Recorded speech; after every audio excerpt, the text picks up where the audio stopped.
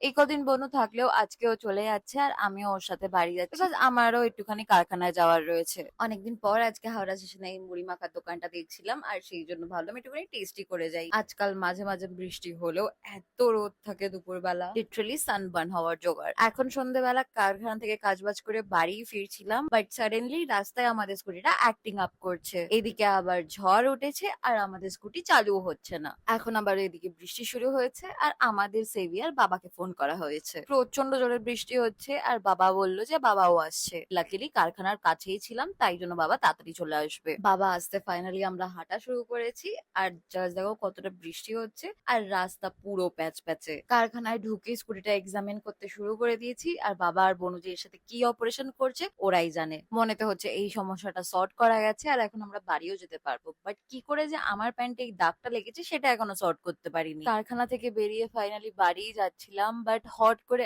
আবার same problem হওয়া শুরু করেছে স্কুটিতে।